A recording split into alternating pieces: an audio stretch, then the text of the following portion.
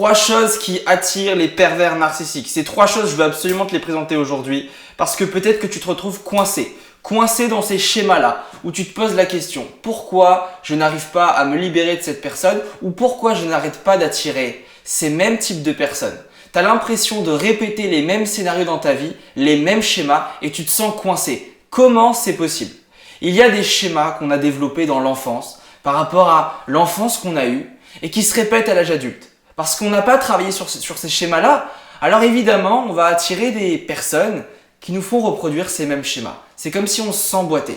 Et il n'y a jamais de hasard. Si aujourd'hui tu répètes les mêmes schémas, les mêmes scénarios, c'est qu'il y a quelque chose chez toi sur lequel tu vas devoir travailler. Et donc c'est une bonne nouvelle. Même si c'est pas forcément confortable, aujourd'hui, avec cette vidéo, ça va peut-être pouvoir t'aider à comprendre, à mieux comprendre ce qui se joue dans ces relations. Le premier schéma, la première chose qui va attirer les pervers narcissiques, qui fait qu'à un moment donné, tu vas rester dans cette relation. Tu vois, c'est comme si quelque chose t'empêchait de partir. Mais tu sais pas vraiment pourquoi.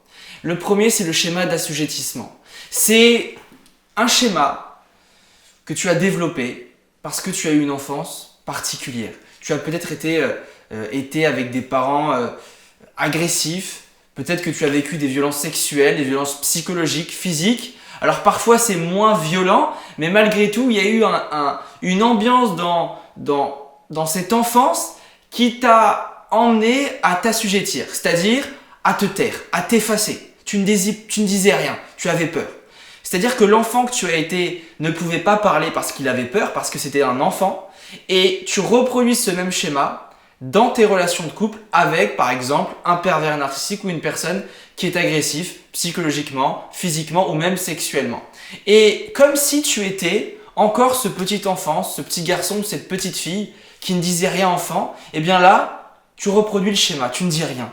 Comme si c'était l'enfant en toi qui s'activait face à ce pervers narcissique.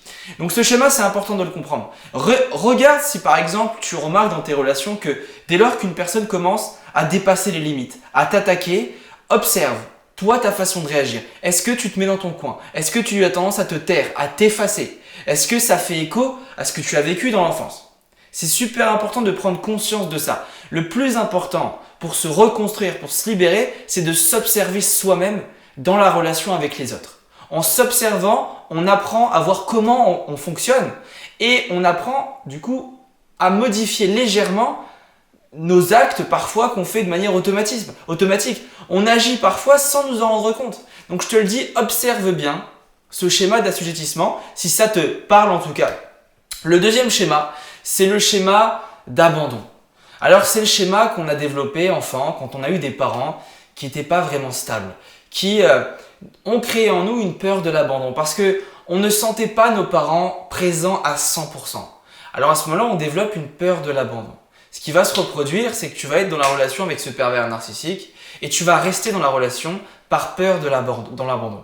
Si je devais résumer, eh bien on pourrait dire pour l'assujettissement, c'est je me tais, je me mets dans mon coin, donc je reste avec le pervers narcissique. Et pour le deuxième, la peur de l'abandon, ce serait j'ai peur de l'abandon, donc je reste. Donc ça, c'est important de le comprendre. Quand tu observes que tu restes dans la relation parce que tu as peur de l'abandon, à ce moment-là, tu n'es pas dans une relation d'amour. Tu n'es pas en train de rester parce que tu aimes l'autre. Tu restes dans la relation par peur, non par amour. Donc l'intention et l'énergie est complètement différente.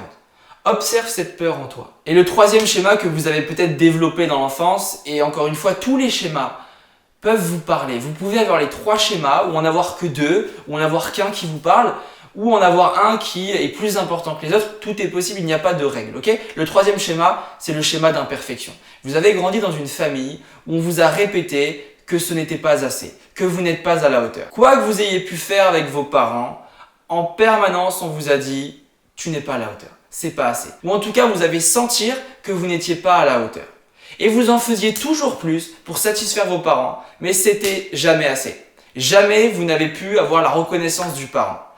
Résultat des courses, vous allez répéter ce schéma d'imperfection dans les relations, notamment avec ce pervers narcissique qui va évidemment jouer là-dessus, qui va vous répéter que vous n'êtes pas assez, que vous n'êtes pas à la hauteur, qu'il faut en faire toujours plus, que si la relation aujourd'hui ne fonctionne pas, c'est de votre faute.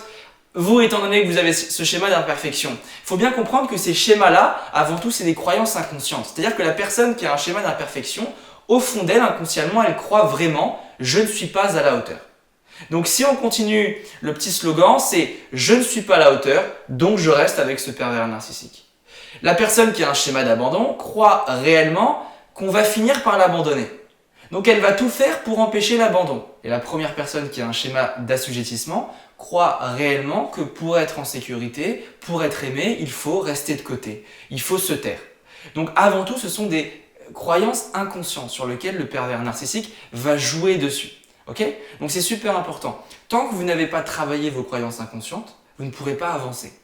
Tant que vous n'aurez pas été à la racine, eh bien le pervers narcissique ou toute autre personne pourront jouer sur vos croyances, sur vos peurs inconscientes et vous maintenir dans ces relations toxiques. Okay ? C'est important. Observez-vous. Quand vous sentez que ces schémas-là que je viens d'évoquer vous envahissent, vous manipulent parce que vous êtes manipulé par ces schémas. Et retenez bien que ces schémas, ce n'est pas la réalité. Okay ? Ce que vous ressentez, ces peurs de l'abandon, d'assujettissement, etc., ce sont juste des ressentis. Même si sur le moment, on a vraiment l'impression, par exemple, qu'on va se faire abandonner, on y croit vraiment, rappelez-vous que ce sont simplement des ressentis. C'est l'enfant en vous qui parle, qui résonne. Mais ce n'est pas l'adulte d'aujourd'hui. Okay ? Vous êtes avant tout un adulte. C'est super important de le comprendre. Moi, je vous dis à très vite. Je vous aime. Salut.